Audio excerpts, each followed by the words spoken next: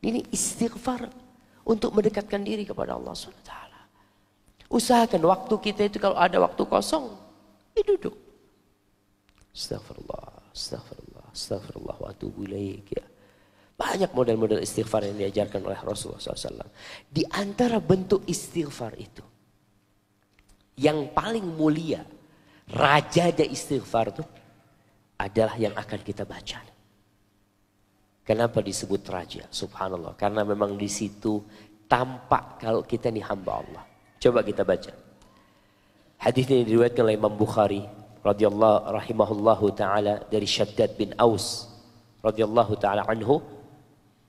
Ali Nabi sallallahu alaihi wasallam, dari Nabi sallallahu alaihi wasallam, beliau bersabda, Sayyidul istighfar, sayyidnya istighfar, antaqul, hendaklah engkau mengatakan Allahumma anta rabbi la ilaha illa anta khalaqtani wa ana abduk. Ya Allah, engkau adalah Rabbi. Ini yang disebut tauhidur rububiyah.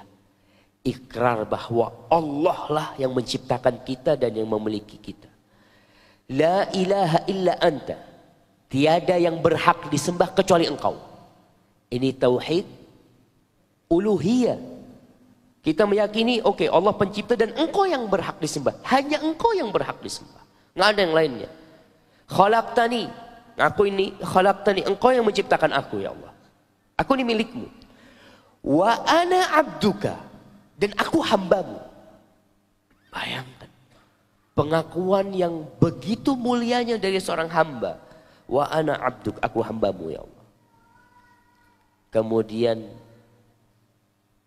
Wa ana ala ahdika wa wa'dika mastata'tu. Aku terus akan melaksanakan janji yang ada antara aku dengan engkau. Aku dengan hamba-hambamu.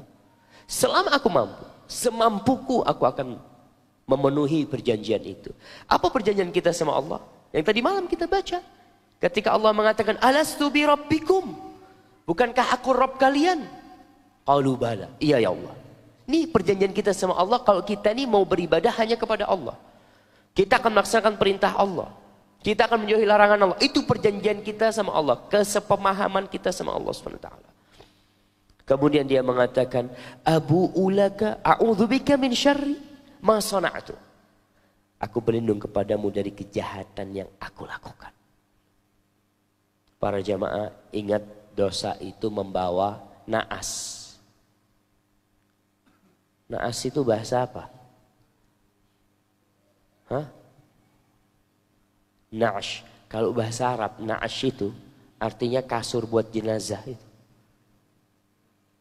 Sepertinya itu dari asal kata bahasa Arab. Karena banyak bahasa Indonesia dari bahasa Arab. Kerdus itu bahasa Arab, bahasa Indonesia. Antum melihat tuh, itu mungkin dari bahasa Arab tuh. Bahasa Arab ada kurdus. Atau apa yang Arab ngambil dari Indonesia, yang Indonesia ngambil dari Arab. Tapi membawa naas, membawa bala, membawa petaka. Dosa itu seperti itu. Ibnu Sirin. Setelah 40 tahun atau 30 tahun dia di penjara. Dia seorang alim ulama, jemaah Ibnu Sirin. Masya Allah. Ketika dia di penjara, aku tahu nih aku di penjara nih gara-gara dosaku 30 tahun yang lalu atau 40 tahun yang lalu.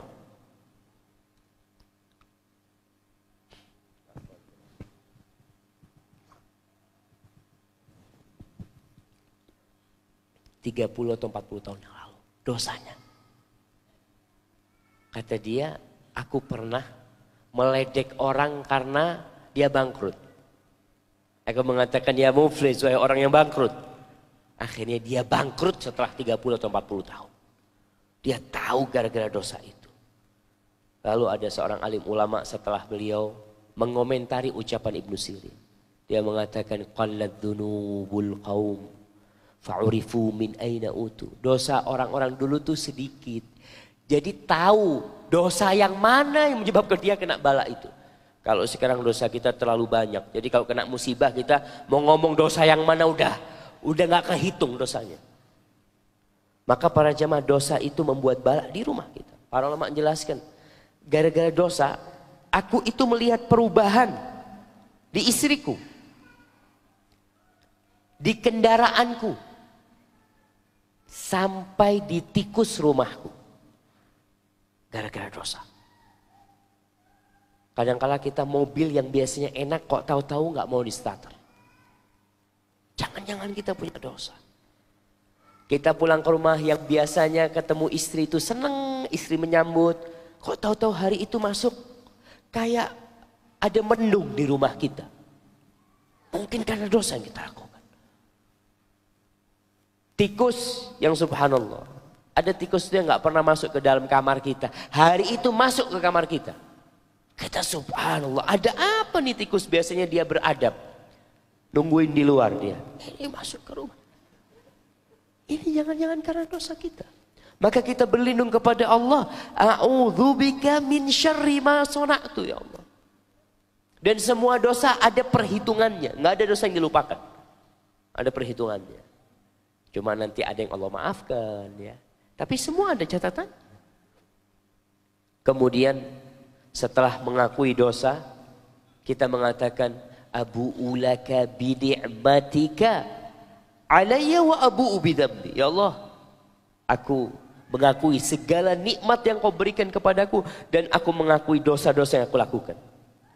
Karena seharusnya nikmat itu diiringi dengan syukur. Tapi ternyata nikmat itu kita gunakan untuk kemaksiatan.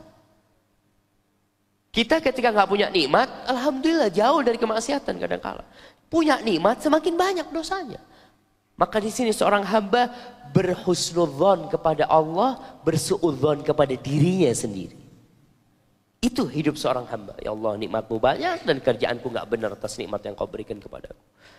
Faghfirli, ampuni aku ya Allah. Fa innahu la yaghfirudz dzunuba illa anta. Tidak ada yang bisa mengampuni dosa kecuali Engkau. Jadi dalam Islam itu nggak ada pengakuan dosa kepada ustadz. Datang ke ustadz, ana berbuat dosa ini itu. Bagaimana menebusnya? Ya kau bayarlah 100.000 apa. Nggak ada dalam Islam. Kau tinggal di tempatmu, duduk di sana, istighfar, minta ampun sama Allah, Allah ampuni dosa-dosa. Barang siapa yang membaca nih Sayyidul Istighfar, apa kata Rasul sallallahu alaihi wasallam?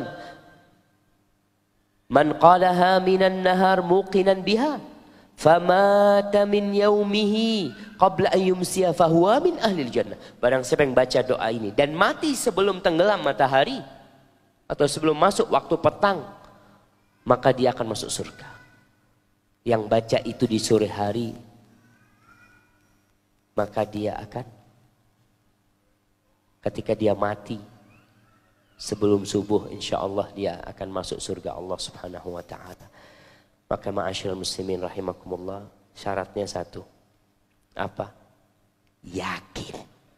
Muqinun biha. Yakin kalau kita ini hambanya Allah. Dan kita yakin kita banyak dosa. Kita yakin semuanya milik Allah subhanahu wa ta'ala. Maka dengan cara seperti itu, insya Allah kita semakin menjadi hamba Allah yang baik. Hadza wallahu a'lam bishawab.